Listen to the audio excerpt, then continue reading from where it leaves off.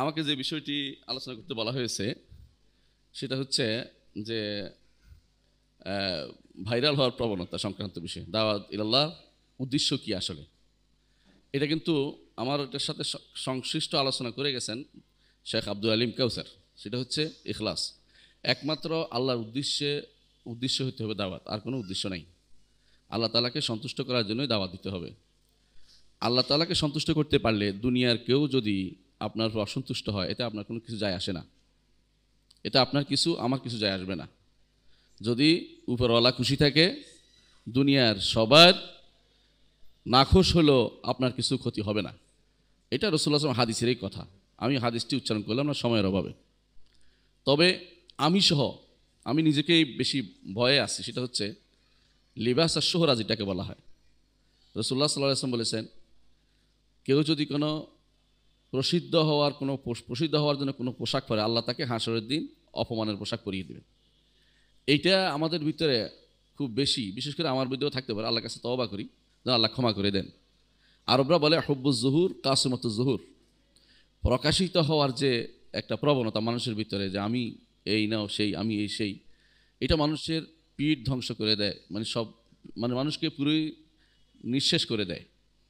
রাসূলুল্লাহ সাল্লাল্লাহু আলাইহি সাল্লাম বলেছেন, মা দিবানি জায়ানি বিআফসাদা আলা গানামিল কওম মিন হিরসিল মালি আলাল মালি ওয়া শারাফি দীনিহি। কোনো মানুষের জন্য কোনো একজন দুইটি বাঘরকে যদি কোনো ছাগল পালের উপর ছেড়ে দিলে, ক্ষুধার্ত বাঘরকে ছেড়ে দিলে যেভাবে পুরোপুরি কামড়ে সবটাকে নষ্ট করে ফেলবে, একজন মানুষ যখন দিনদার হওয়ার পরে দুনিয়া পাওয়ার আশা করে, তখন তার অবস্থা তেমনি হয়। আমাদের যারা সালফে সালিহিন ছিলেন তারা কিন্তু এর থেকে দূরে থাকতেন। কখনো তারা এই প্রসার পাওয়ার চিন্তা তারা করতেন না। রাসূলুল্লাহ সাল্লাল্লাহু আলাইহি সাল্লাম তিনি বলেছেন, ইন্নাল্লাহ ইউহিব্বু আল আবদা তাকি আল গানি আল খাফি। আল্লাহ তাআলা পছন্দ করেন এমন বান্দাকে যে বান্দা মুত্তাকি, সাথে সাথে গোপন থাকতে চায় নিজেকে। আপনারা জানেন যে খিলাফতের জন্য যখন আলোচনা হচ্ছিল ওসমান রাদিয়াল্লাহু আনহুর সময়, তখন সাদ ইবনে আবি ওয়াক্কাস রাদিয়াল্লাহু আনহু সেখান থেকে পালিয়ে গিয়েছিলেন। তিনি খলিফা হতে চাননি। তার ছেলে এসে বললেন যে, আপনার কি হলো, মানুষ খেলাফত ভাগ করে নিচ্ছে আর আপনি এখানে বসে রয়েছেন। তখন তিনি এই হাদিসটি উল্লেখ করলেন যে আল্লাহ তাআলা পছন্দ করে যারা কোনো পদের লোভী নয়। আজ পদ নয়, শুধু সামান্য একটা লাইকের জন্য এক একজনকে কত রকমের কসরত করে লিখতে হয়, কত রকমের বাঁকা করে লিখতে হয়, অনেক কথা চিন্তা করে যে কয়টা লাইক পড়বে, আবার উল্টে দেখে যে কয়টা লাইক পড়েছে। এটা বুঝতে পারছেন তো? আমাদের সবারই এক অবস্থা হয়ে যাচ্ছে।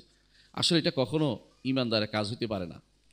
আমাদের শেখ মোহাম্মদ সালেহ উসাইমিনকে জিজ্ঞাসা করা হয়েছে, একজন কি দার্স দেওয়ার জন্য মানুষকে ডাকবে কিনা।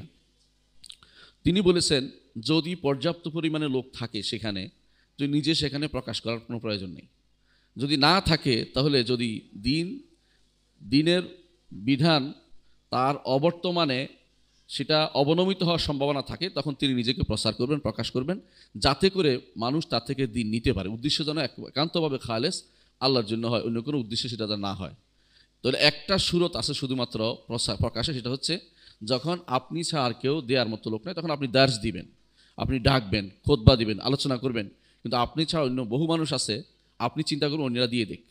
ইমাম মালিক রহমতুল্লাহ আলাইহির সময় আপনারা জানেন যে ইমাম মালিকের কাছে কোনো ফতোয়া চাওয়া হলে তিনি বলতেন অন্যদের কাছে দেওয়া হোক, ঘুরে ফিরে আবার তার কাছে চলে আসতো, কেউ ফতোয়া দিতে চেষ্টা করতেন না। কিন্তু আমরা কিন্তু খুব দ্রুত ফতোয়া দেওয়ার জন্য ব্যস্ত হয়ে পড়ি। অনেক মজলিসে আমি দেখেছি, আমরা বসে থাকলেও মাশাআল্লাহ আমাদের ওস্তাদরা, হ্যাঁ ইনশাআল্লাহ, আমাদের ওস্তাদরা চুপ করে বসে থাকলেও আমরা কিন্তু খুব দ্রুত, আমাদের কথাই বলছি আর কি, প্রশ্ন উত্তর দেওয়ার জন্য ব্যস্ত হয়ে পড়ি। উচিত কি কেবার বড়দের কাছে এসে ন্যস্ত করা। নিজেকে যত বেশি গোপন রাখতে পারবেন ততই লাভ। এই জন্য আমি আমার কথা লম্বা করব না, একটা কথা দিয়ে শেষ করব। কি করেছেন খালিদ ইবনে ওয়ালিদ রাদিয়াল্লাহু আনহু, তিনি যুদ্ধের ময়দানে বলা হয়েছে যে আপনাকে সেনাপতির পদ থেকে সরিয়ে দেওয়া হয়েছে, কিছু বলেননি, সেটা তুলে নিয়ে আবু উবাইদা ইবনে জাররাহের কাঁধে দিয়ে দিলেন যে আপনার নেতৃত্ব আমি মেনে নিলাম। কারণ তারা যুদ্ধ করতেন বা যে কোনো কাজ করতেন, কোনো উদ্দেশ্য ছিল না যে আমাকে দেখাতে হবে, তারা চিন্তা করতেন ইসলামকে প্রসার করতে হবে। এই জন্য সালফে সালিহিন একটা কথা সবসময় বলতেন, মা সাদাকা আবদুন আহাব্বা শুহরা। ওই বান্দা কখনো আল্লাহর সাথে সত্য কাজটি করেনি যে ব্যক্তি নিজেকে শোহরাত অর্থাৎ প্রসার করার কাজটি করে থাকে। এইটা আপনি প্রচুর পরিমাণে সলফে সালেহিনের কাজের মধ্যে দেখতে পাবেন। আল্লাহ আমাদেরকে আমাদের কাজের মধ্যে ইখলাস দান করুন এবং আমাদেরকে এই শোহরাত থেকে বাঁচিয়ে দিন। আমাকে সবার আগে বলছি, আর আপনাদেরকেও অনুরোধ জানাবো, এইভাবে সমস্ত মানুষ একত্র করে শেখানোর কিছু নাই। আসলেই কিছু মানুষের কথা বললে কিন্তু আজকে কাজটা হয়ে যেত। আমরা সাধারণভাবে কথা বললে হতো, এই জন্য প্রয়োজন লম্বা জিনিস। এর জন্য আসলে এত মানুষ একত্রিত হওয়ার দরকার নেই। আপনারা যারা ফ্রন্টে আসছেন যারা, তারা কথা বললেই কিন্তু কাজটা হয়ে যেত। আলহামদুলিল্লাহ, যেহেতু আসছি এজন্য কথা বলেছি।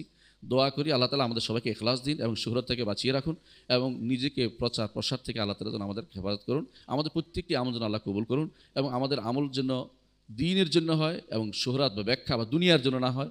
আল্লাহর কাছে এই তৌফিক কামনা করে আমি আমার বক্তব্য শেষ করছি। ওয়া আখিরু দাওয়ানা আলহামদুলিল্লাহি রাব্বিল আলামিন। আসসালামু আলাইকুম ওয়া রাহমাতুল্লাহি ওয়া বারাকাতুহু।